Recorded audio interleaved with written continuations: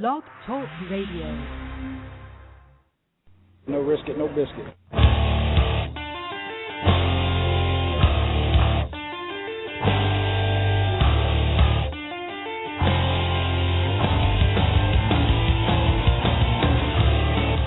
Coming from the Arizona desert, presented by SBNation.com. For Arizona Cardinals fans, by Arizona Cardinals fans, with outsider and insider's perspective, this is Revenge of the Birds. Hello, Arizona Cardinals fans. This is your host, Jess from Revenge of the Birds Radio, and this is your Arizona Cardinals, Tampa Bay Buccaneers preview show. This is our recorded version as I am recording this late at night to get this up in the morning for y'all. We have the 1 and 2 Arizona Cardinals facing, they're currently in Florida. They've been practicing all week in Florida rather than coming home to Arizona. And they'll be taking on the Tampa Bay Buccaneers, a team that has made a little bit of noise in the news because they benched their starting quarterback, Josh Freeman, their starting quarterback since 2010, and benched him in place. They benched him for rookie third-round pick Mike Glennon, who will take over and debut against the Cardinals this Sunday. And this will make the fourth season in a row in which the Cardinals will face a rookie quarterback in their debut. 3 years ago was Sam Bradford to open the season. Then it was Cam Newton to start the season. Then it was Russell Wilson to start the season last year. And on Sunday it will be Mike Glennon. Now, the Cardinals obviously are a little banged up themselves heading into the game. They lost 3 players for the season, 3 linebackers, 3 outside linebackers. They lost Sam Acho. They lost Lorenzo Alexander. They lost Alex Okafor, one of their rookies. And so your new starters will be Matt Shaughnessy on one side, and while it's not going to be John Abraham, it's going to be interesting to see is the depth chart actually has John Abraham sitting behind Matt Shaughnessy at the one outside linebacker position, and off-season pickup or preseason pickup Dante Moak, a local product out of the Chandler area, went to college at Las Vegas, at Nevada, that is, and then was drafted by the Cincinnati Bengals and had a disappointing couple of first seasons. Although the guy is fast, the guy is relentless when it comes to the pass rush, and we'll get to see what he's got, because he seemed, when he came out of college, to be a better fit for the edge on a 3-4 set, which is what the Cardinals will be running in their base. Other news coming out, of course, where it is possible that Rashad Johnson, starting safety Rashad Johnson, will be out of the lineup on Sunday. Starting nose tackle Dan Williams is going to be out, as he will not be with the team, as his father died last weekend in a car accident, as he and his family were traveling to New Orleans to watch him play. And so our hearts, again, are with Dan Williams and his family. He will miss the game. Johnson might miss the game. We already have 3 other players that are out for the season, and so the defense took some licks.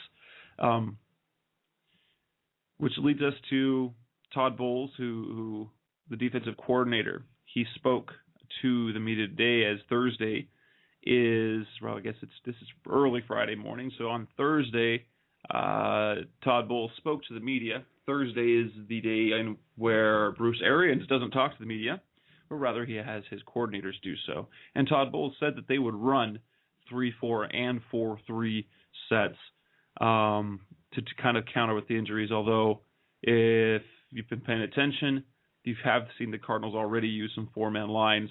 Mostly it's with Matt Shaughnessy in the game. Many of those times he's actually a linebacker, but lines up with 10 in the dirt like he's a defensive end, where he's played his whole career so far. Bringing it back to the Tampa Bay Buccaneers, we will not be facing Josh Freeman. Josh Freeman was had off to a terrible start, actually, statistically. 2 touchdowns, 3 interceptions, but had completed only 45, almost 46% of his passes. And really, since the middle of last year, the last third of last year, where he threw, 10 interceptions over the last 7 or 8 weeks of the season. And coming to the start this year, he just hasn't played well. And Greg Schiano decided to make the move, and now we get the rookie, Mike Glennon. Tampa Bay is a tough team to play. They should have had a win against New Orleans. They had tough luck there. They should have had a win against the Jets, except for a bonehead late hit call on Geno Smith out of bounds, led to the game-winning points there. You look at a team, they've got some talent. They've got some talent on offense and on defense. They've got running back Doug Martin. Receiver, they've got Vincent Jackson and Mike Williams. Although both Jackson and Williams are a bit banged up, neither one of them practiced on Thursday. So we'll get to see whether they show up or not. And that would actually be a very unfortunate thing for the rookie Glennon if his top 2 receivers are out. I don't know what that situation is. Defensively, they've got some talent on the other side of the ball. They've got safety Deshaun Golson. They've got safety Mark Barron. They've got Darrelle Revis, the best defensive back in football. They've got Daquan Bowers on the edge. They have Gerald McCoy on the inside. They've got some talent. They're a team that struggled. They play good defense. It's going to be a good matchup for the Cardinals. But enough listening to me talk. I actually have spoken to for you guys to take a listen to from BucsNation.com, our SB Nation Tampa Bay Buccaneers site, BucsNation.com. I was able to speak to JC Delatorre from Bucs Nation. I spoke to him on Wednesday and recorded an interview and talked to him about the Bucs. Talked to them about the Freeman situation, Glennon. Been really good talk. We'll go ahead and get that turned on for you and give it a listen. See what you have to say after listening to JC Delatorre from BucsNation.com. Again, this is Revenge of the Birds Radio, and this is your host, Jess Root, and we are listening to JC Delatorre from BucsNation.com. And how you doing tonight? Thanks for coming on tonight. Thank you so much for having me. Now, obviously, the Buccaneers made some waves today in the sports world, in the world of the NFL, with the announcement that Josh Freeman will be benched in favor of Mike Glennon. What's the reaction been around Tampa, around Florida today? Well, to be quite honest, it was a bit expected. Josh has not been playing well. He hasn't played well for quite some time now. And there was always the feeling that Freeman wasn't Schiano's guy. There was a report today that apparently the Bucs actually tried to get your guy, Carson Palmer, to come to Tampa, but obviously Arizona, I guess, had a better offer, and he didn't want to compete with Freeman, I think, is what basically the gist of that was. But, they drafted Glennon in the 3rd round. It sent up some smoke signals that maybe things weren't exactly on the up and up with Freeman and Schiano, and it basically came to fruition today. Now, what exactly has happened with Josh Freeman? Looking back on his stats, his rookie year was pretty much a rookie year where he throws the 10 touchdowns, 18 picks, 6 fumbles. Not very good rating, but then 2010 he comes out, plays really well. 2011, again, down to the not so good. And last year, while it doesn't look statistically bad, apparently it wasn't quite up to what the expectations were. I mean, 27 touchdowns, 17 interceptions, QB rating of 81, throwing for over 4,000 yards. I mean, that's pretty good. What's been up with Freeman? And would you say that last year's play wasn't good enough, and is it a case where he just doesn't fit with the way Schiano wants to do? It was very strange because Freeman started out the season. he was average. He wasn't great. And then in the middle of the season, he and the offense just caught fire. And they were one of the highest scoring offenses in the league for about 6 or 7 weeks.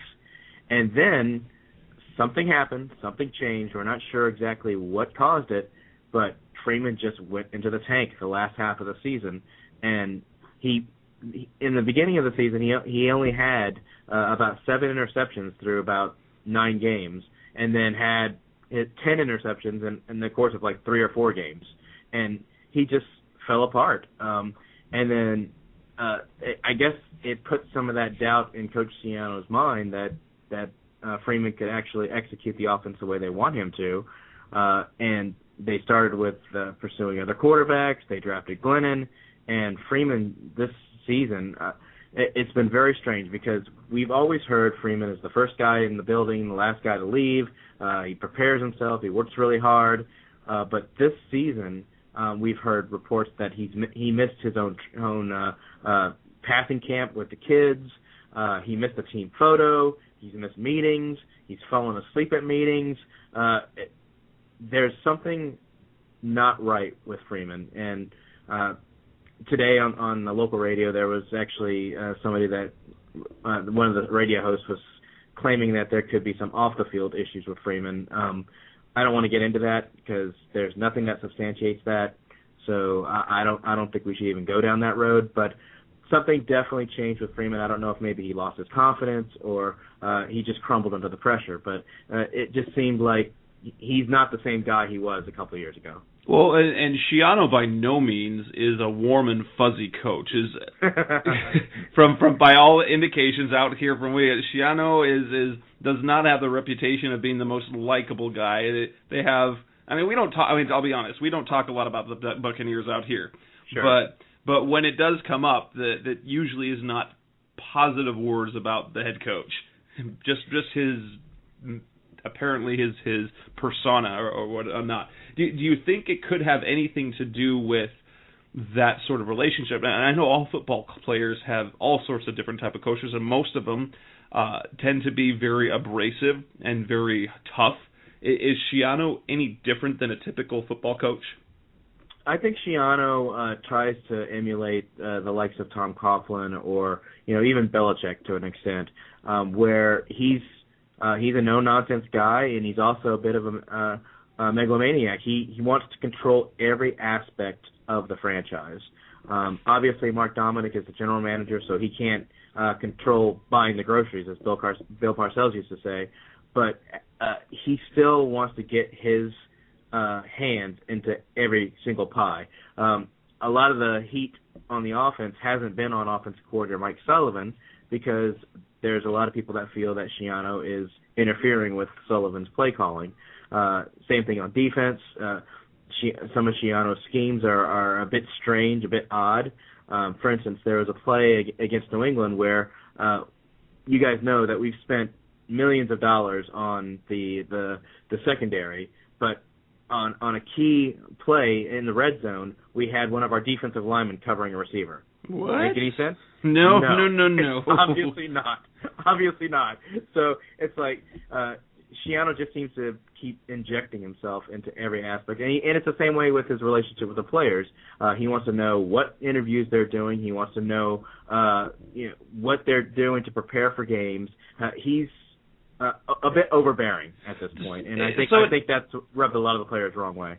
So is he still have very much the mentality of a college coach, and yeah. How is he viewed publicly? Is he viewed as a good coach for the pros? Like, do you get the view from the public that he's going to have staying power there in Tampa or in the league in general, or if college is the best setting? Because the college guys are like that because they do. Mm-hmm. They have their fingers in everything. And they can they can control what their players say to the media. They have much, and they don't have to deal with the same type of egos. What is how do they react to Schiano in general? Is it positive, negative, or is it headed in that direction? Well, after a comedy of errors that was the Raheem Morris regime, the Buccaneers needed Schiano to instill that structure, that discipline that he brought to the franchise last season. It's kind of ironic that we talk about discipline because now the Bucs are one of the most penalized teams in the NFL. They don't seem to exhibit that discipline on the football field. But to answer your question, at first, he was well liked. They compared him to actually Tony Dungy in the way that he approached things. But this season, I think the honeymoon may be a little bit over with Schiano. And he's in jeopardy, guys. He definitely is not secure in his position. And if things go south with Mike Glennon and the Bucs finish 3-13 or have a terrible season, he may lose his job because of it. Because this is a team that's not built for rebuilding. They spent a lot of money in free agency. They've spent a high quality draft picks on skilled players. They've got a skilled football team. They have a Pro Bowl running back, a Pro Bowl wide receiver. The offensive line is regarded as one of the best in the NFL. Defensively, you have the best defensive back in the NFL in your secondary. There's talent on the linebacking core. Defensive line is the Buccaneers are one of the league leaders in sacks this season. There's talent all over the football field. He's having a problem bringing it all together, and ultimately, if the Glennon experiment does not work out, it may cost him his job. Tell me about the way that the Bucs. What is their offensive philosophy? How do they go about doing things, and how does Glennon now fit in with his skill set? Because going into the draft, he was connected a lot with the Cardinals because he is the Bruce Arians type thrower, where he's big, he can chuck the ball a million miles. Ultimately, the public reaction to the possibility of Glennon being drafted was rather negative after seeing guys like John Skelton and Ryan Lindley, and we kind of felt like, oh, he's a clone of those guys. Right. So what do you guys do on offense that we can expect to see? And is Freeman a better fit? Is Glennon a better fit, or are they going to change things up? Well, I think they approach offense the same way that the New York Giants did. They want to have a good running game, and they want to take their shots deep. So Glennon fits that mold perfectly. He's got the rifle arm. He's got accuracy on the deep ball. So there's definitely benefits to him being at the quarterback position for the Bucs. Freeman has a lot of the same attributes as Glennon, but the only difference I would say is Freeman is not a good pocket passer. If you keep him in the pocket, he can't read a defense. He struggled at making the right decisions throwing the football. So that he was not really well suited for this type of offense. Glennon may be better suited for that. He showed some glimpses in preseason. Obviously, we didn't show a lot in preseason. They kept the offense pretty vanilla, and Glennon played mostly with the 2s and the 3s, so he didn't really get to experience working with Vincent Jackson being behind the number one offensive line. So the jury's still out on whether Glennon has learned enough of the offense to be effective. So we'll just have to see. But on the surface, it looks like Glennon is a good fit for what the Bucs want to do. Interesting. Defensively, obviously you get good, strong play up front, and with the addition of Darrelle Revis. Now, there's been some talk on the national level is they're not using Revis quite as well as what they could be using him schematically.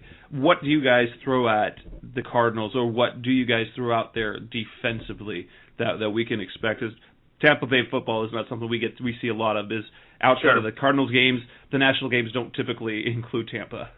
Yeah, for good reason. The Buccaneers bring a very aggressive defense. You're going to see a lot of blitzes from basically everywhere on the football field. They don't really get too much pressure with their front four, although Gerald McCoy can definitely get that push up the middle. But you're going to see a lot of blitzes from linebackers. You'll see the safeties blitz. You'll see it coming from everywhere. You're right on the national level where they've criticized the Buccaneers for the way that they use Darrelle Revis. Darrelle has played very well for the Bucs, especially when they allow him to do what he does best, and that's in his man-to-man bump and run coverage. Where the Bucs are starting to get some of that criticism is, especially against the Patriots this past week, and a little bit against the Saints as well the week before. They've put Darrell in situations where he's not at his best. Basically, they're lining him up 10 yards off the line of scrimmage and having him play zone. That's not what Darrelle Revis does best, and he's not going to excel. He's not going to be Revis if you keep playing him in that way. Now, I don't know if maybe Schiano was seeing something with Revis that he wasn't quite ready, is what I'm trying to say, to do the man-to-man stuff. But every time that we've seen him line up man-to-man, do the pressing, he looks like Revis. So if the Bucs are smart, they'll have Revis man up against Larry Fitzgerald and basically try to take Fitzgerald out of the game. And Revis is talented enough to where he can hold his own against somebody as great as Larry Fitzgerald. But if the Bucs try to zone, Fitzgerald could have a field day with slants and the shorter routes. So we'll just have to see how they decide to attack it. On the defense, do you have off the edge? Do you have anyone off the pass rush on the edge that is particularly speedy? One guy that kind of has been the whipping boy for years for the Cardinals has been Levi Brown, and there's one thing that he has a terrible weakness at, and that is against straight speed guys. Very quick guys off the line of scrimmage give him fits. Do you guys have anyone on that side of the ball? We have Daquan Bowers. He's not starting for the Buccaneers, but he has gotten some playing time. He's a speed rusher. Adrian Claiborne's more of a power guy, but he does have some good quicks to him, so he can definitely attack with his speed. But he's more of brutalize you, do a swim move, and throw your offensive lineman around to attack. Claiborne's actually looked really good this year. He should have had at least 3 sacks already. He had one robbed from him with a horrible penalty call when he sacked Drew Brees, and they said it was a helmet to helmet, but it was just a good football play. They were just overprotective of the golden boy there. No, I have no resentment about that call at all. By the way, but yeah, we're not feeling the New Orleans love these days either. We got out of there with an embarrassing loss, and we lost half our defense. It feels like for the season.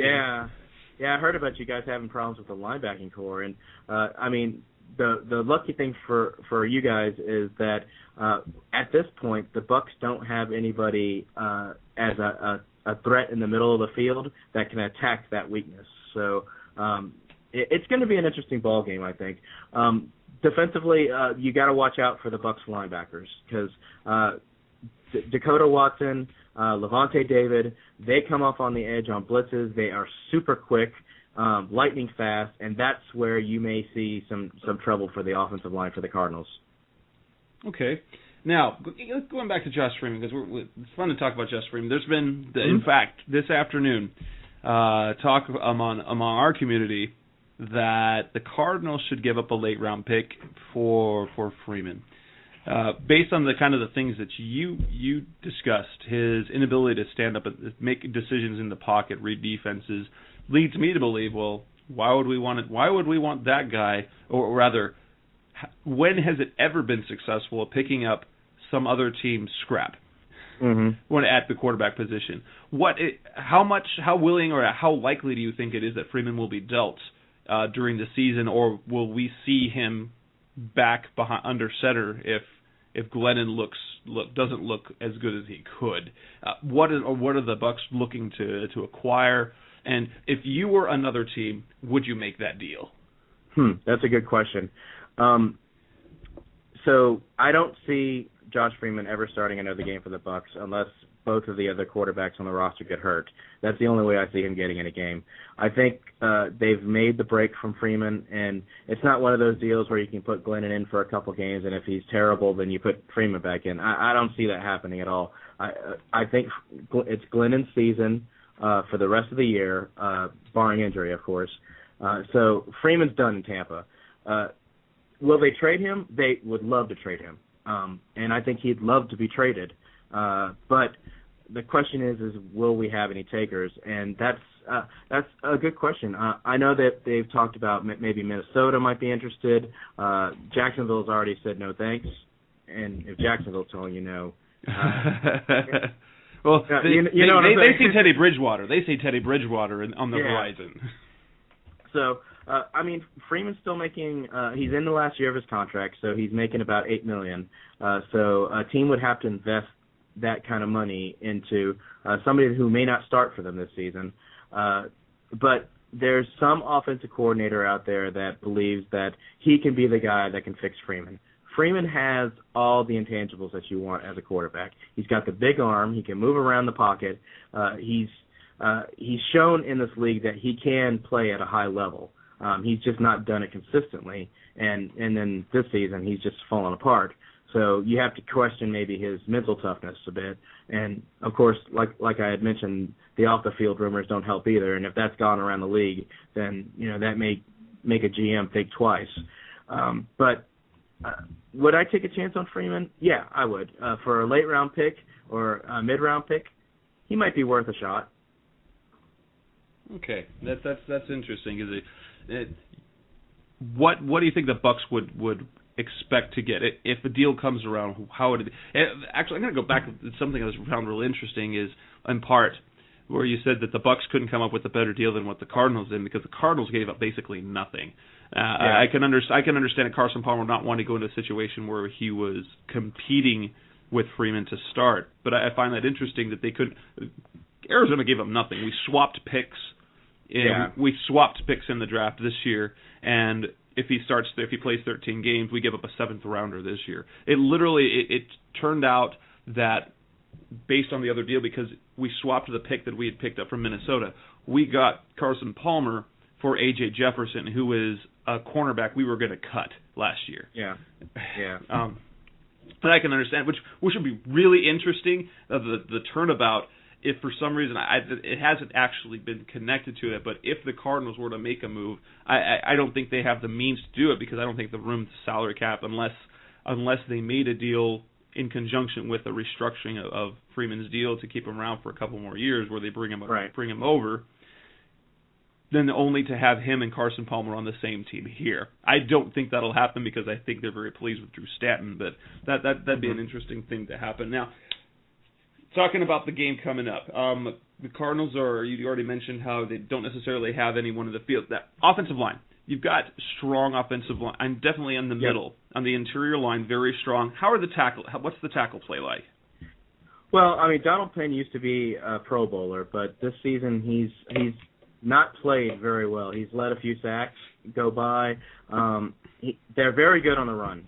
They're a very strong running team. Doug Martin's a Pro Bowl running back. So DeMar Dotson is the right tackle. He's been fairly solid. You don't hear his name that often, and that's a good thing for an offensive lineman. You don't want to hear their name. And he's held his own. He's probably better as a pass blocker than he is a run blocker. So you'll see the majority of the Bucs runs towards the left side, where you have Penn and Carl Nix and Zuta, the center, pretty much creating these huge holes for Doug Martin to run through. I know the Cardinals are very stout against the run, so that's going to be an interesting dynamic because you know that the Bucs are going to want to establish the running game to be able to ease Glennon into the offense. So if the Cardinals can keep Doug Martin bottled up, if they can maybe do 8 men in the box and force Glennon to beat them, that's an interesting dynamic to see if Glennon can actually get the job done. Now, prediction time. Vegas has opened with Tampa being favored by 3.5, which isn't surprising. Yep. It's a pretty standard home field advantage. The line has moved to as close as 1 point, based on the news today, with an over/under of 40.5. Personally, based on the way these two teams line up, I would hammer the under on the game for this thing. How do you see this game turning out? I obviously, looking from the Cardinals' perspective, this is with the rookie quarterback, and they've had success against him. We had Cam Newton 2 years ago in his debut and beat him. We had Russell Wilson last year in his debut and beat him. We had Sam Bradford a couple of years ago and beat him. So getting quarterbacks in their debut, they have some success with.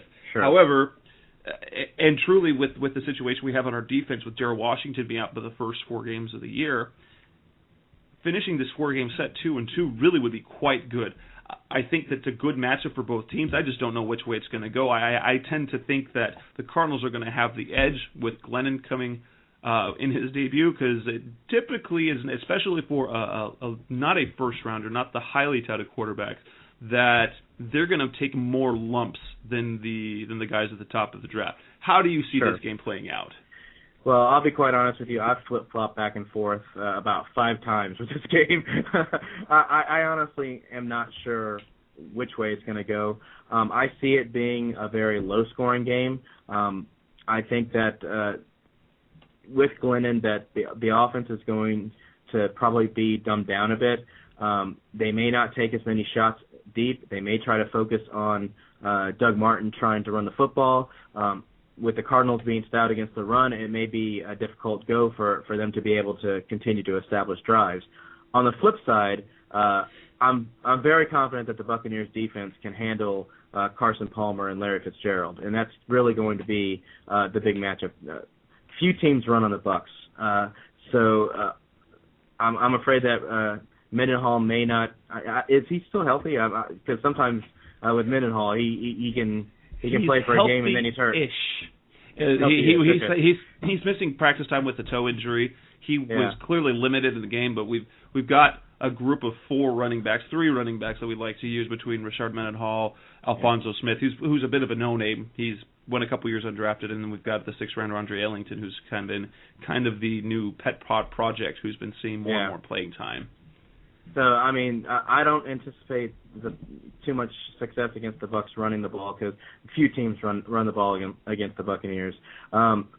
If Revis can control Fitzgerald, keep Fitzgerald from having a big day, and Andre Roberts is handled by, or at least contained by the other guys, I don't see the offense for the Cardinals doing that much against the Bucs defense.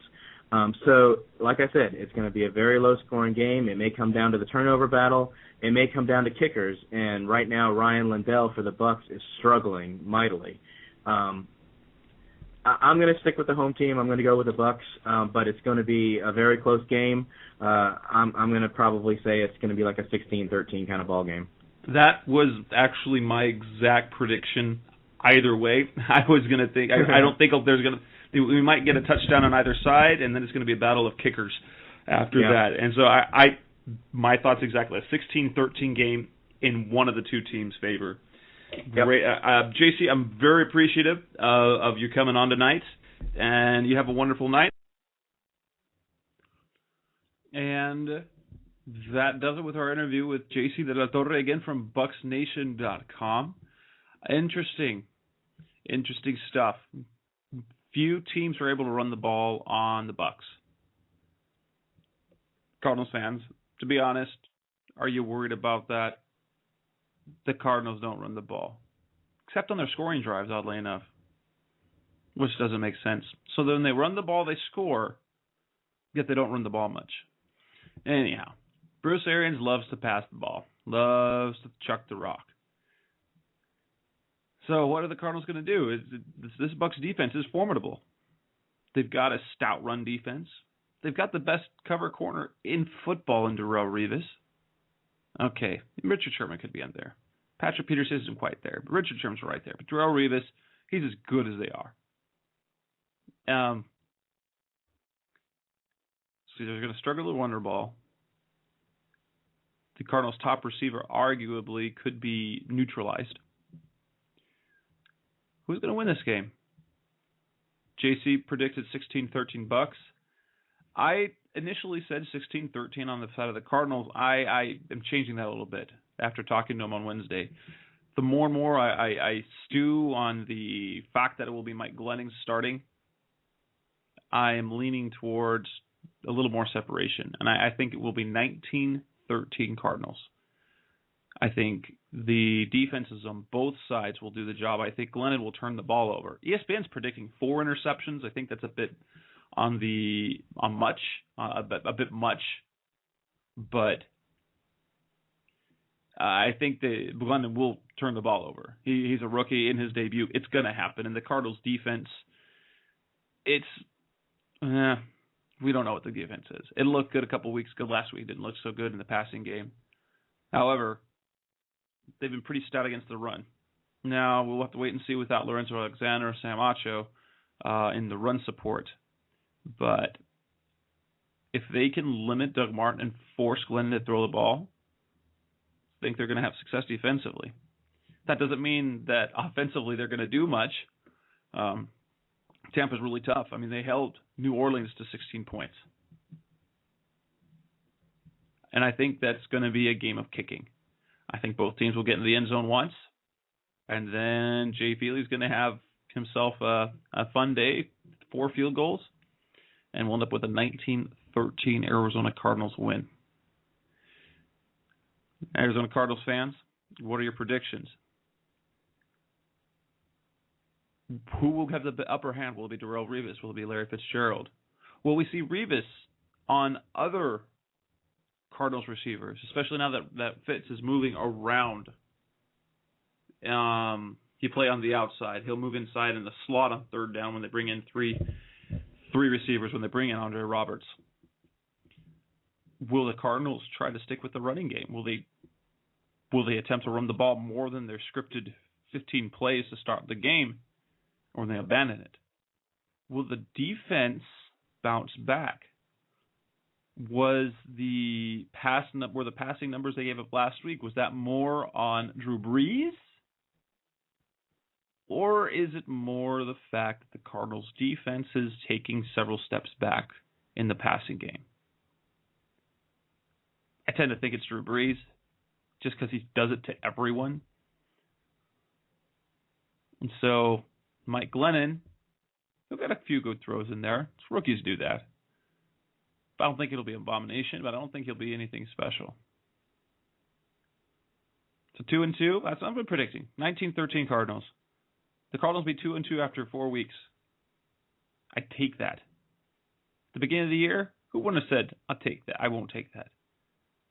Look at that schedule. They're the 2 road games. 3 out of the 4 on the road, in fact, to start the season. They come away 2-2. That's amazing. That's a good start to the season. So, Bucs on Sunday. We got the Panthers next weekend. And we're going to close up shop tonight. And thanks for listening. Talk about it on RevengeOfTheBirds.com. This will be posted up in the morning. In fact, it'll be posted. The first time you'll have heard this is after it's been posted online on the Revenge of the Birds page. Carlos fans, good luck. Send me a tweet at Senor Jess Root or at Revenge of Birds if you have any questions for me. If you have any comments or any for writing staff, hit up RevengeOfTheBirds.com. Hit up our Facebook page. And have a good night. We'll talk to you on the other side of, hopefully, a Cardinals victory next Tuesday, 9 p.m. Arizona time, midnight Eastern. We'll be back with Revenge of the Birds Radio. You've been listening to Revenge of the Birds. Keep the conversation going by visiting RevengeOfTheBirds.com. Follow us on Twitter at Revenge of Birds. You can also find us on iTunes at Facebook.com/Revenge of the Birds.